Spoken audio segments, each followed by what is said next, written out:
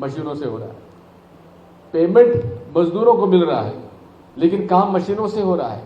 और बड़े पैमाने, राकेश जी, लोधी जी हमारे ओबीसी वाले इस बात को जानेंगे जो ग्रामीण क्षेत्र में काम करते हैं, कि मनरेगा का आजकल दुरुपयोग हो रहा है। लेकिन उसका उन्होंने अब इलाज क्या किया, उसका उन्होंने इलाज ये किया है कि आप हर रोज फोटो लेकर अपलोड करेंगे फोटोग्राफ वेबसाइट पर, और उस पर ही आपको पेमेंट दिया जाएगा। अब आप समझ सकते हैं कि भारत में कितने ग्रामीण क्षेत्र में कनेक्टिविटी होगी जहां अपलोड किया जाए और अपलोड करने के बाद उनको वेतन मिले। सैकड़ों करोड़ के अब मजदूरी आज भी मनरेगा की पेंडिंग है। ये सारी बातें जो व्यवहारिकता होनी चाहिए। हाँ, इसका बात है कि मजदूरी में भ्रष्टाचार हो रहा था, मैं खुद स्वीकार करता हूं, लेकिन उसके की बात यह नहीं है कि आप उसको इस तरह से मोड़ दें कि उसको अप्रासंगिक हो जाए, इम्प्रैक्टिकल हो जाए। अभी मैं चर्चा कर रहा था हमारे लोगों से, हर चीज में ऑनलाइन पेमेंट होगा। आपने कहा कि इसमें लोगों को ऑनलाइन पेमेंट की बात हो रही है, चेक से पेमेंट हो रही है। अब उसको 200-300 रुपए के लिए बैंक जाना पड़े तो क्या मतलब हो। और तेंदुपत्ता का पेमेंट भी आजकल ऑनलाइन पे हो रहा है। गरीब से गरीब आदिवासी जो तेंदुपत्ता तोड़ता है वो कैश चाहता है। और मेरे पास शिकायतें, मैं भी खंडवा गया था, वहां पर कुछ इलाकों में, हरसूद में मैं गया था, 3 साल से तेंदुपत्ते का पेमेंट उन लोगों को नहीं हो पाया है। और ऑनलाइन पे किसने उनका पैसा निकाल दिया। आजकल तो कोई मशीन हो जैसी जिसमें चिप लगा हो, चाहे ईवीएम हो, चाहे कोई, उसको हैक किया जा सकता है। तो आज उस हालात में आप ये उम्मीद करें कि ऑनलाइन के पेमेंट पर आप उनको न्याय दिलवा दें, ये संभव नहीं है। तो ये व्यवहारिकता अपनी जगह है और डिजिटल ट्रांजैक्शंस अपनी जगह है। डिजिटल ट्रांजैक्शन की बात बहुत की गई, लेकिन नोटबंदी में जो कैशलेस इकोनॉमी की तरफ हम जा रहे थे, आज कैशफुल इकोनॉमी हो गई है। 17.5 लाख करोड़ के हमारे पास करेंसी मार्केट में थी जिस दिन नोटबंदी हुई। आज 33 लाख करोड़ की करेंसी सर्कुलेशन में आ गई। आखिर ये दूनी करेंसी लाई क्यों गई? 2000 का नोट क्यों पहले लाए और 2000 का नोट अब आप क्यों समाप्त कर रहे हैं? इसका कोई उत्तर नहीं है। 50 दिनों में नरेंद्र मोदी जी ने कहा था मैं समस्या का हल न करूं तो चौराहे पर मुझे खड़ा कर देना। अब आपके आसपास एसपीजी लगी हुई, कौन से चौराहे पर मोदी जी आपको हम खड़ा कर पाएंगे? इसलिए साथियों, इन सब बातों को आज सोचने की जरूरत है।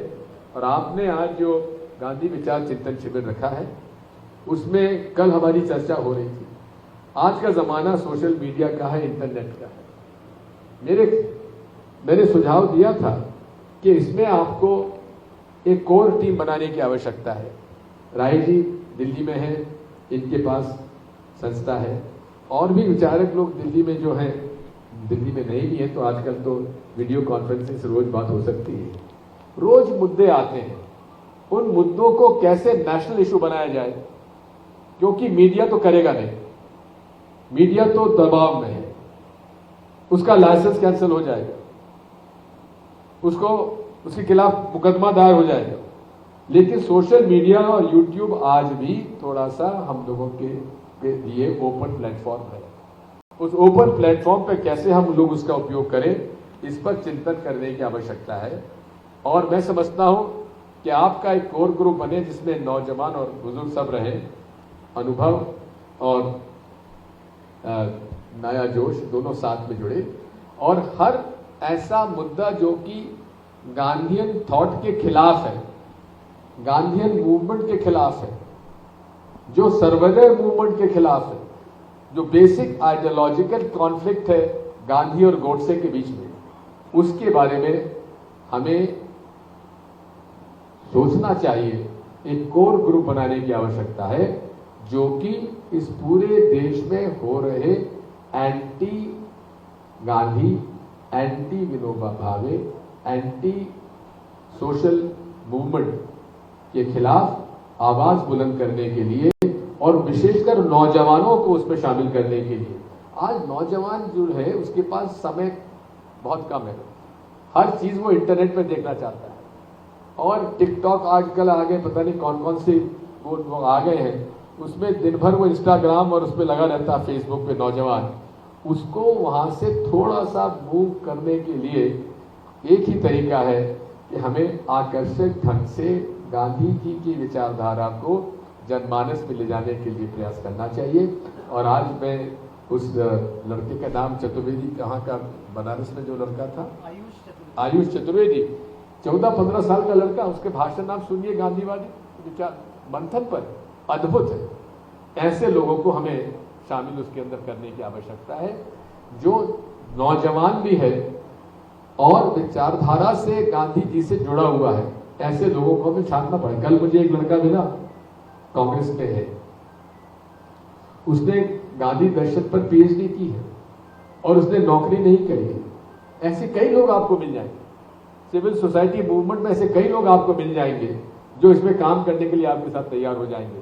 केवल आवश्यकता इस बात की है कि आजकल जो एक कॉम्प्रिहेंसिव थिंक टैंक हमारा बने, जिसमें कि नौजवान भी हो, उसके पास टेक्नोलॉजी है, उसके पास व्हाट्सएप ग्रुप है, उसके पास आपके मैसेज को डिस्पर्स करने की क्षमता है। आप विचार दें और जवाबदारी उसकी होगी कि वो व्हाट्सएप के ग्रुप के माध्यम से चारों तरफ देश में फैला दे, तभी जाकर इससे हम लोग संघर्ष कर सकते हैं। 2024 की है, उसके लिए तो अब बहुत ज्यादा समय बचा नहीं है। हमें आप सब के साथ मिलकर ही काम करना है। कांग्रेस पार्टी से गलतियां बहुत हुई हैं, स्वीकार करते हैं, लेकिन कांग्रेस पार्टी के अलावा दूसरी पार्टी भी तो नहीं जो इससे लड़ सके। भारत जोड़ो यात्रा में हम लोगों ने आप लोगों का सहयोग लिया, आपने सहयोग दिया, हम आभारी हैं आपके। और हमारा ये प्रयास है, जैसा मैंने आपसे कहा था, संपर्क, कांग्रेसियों को सबका संपर्क जो टूट गया है, संपर्क जनता से और संपर्क आप लोगों से, दोनों से आवश्यक है। और संपर्क के साथ साथ संवाद आवश्यक है। समन्वय सामंजस्य तो आप कर ही लेंगे। इसलिए आज आप सब से मेरी यही प्रार्थना है, हमें सबको पुरानी बातें भूलकर आगे नए रास्ते पर चलने के लिए मार्ग प्रशस्त करना है। और उसके लिए आप जहां जिस प्रकार की, जिस तरह की आप दिग्विजय सिंह को जहां आवश्यक समझते हैं, मैं आपके साथ हूं। बहुत बहुत धन्यवाद।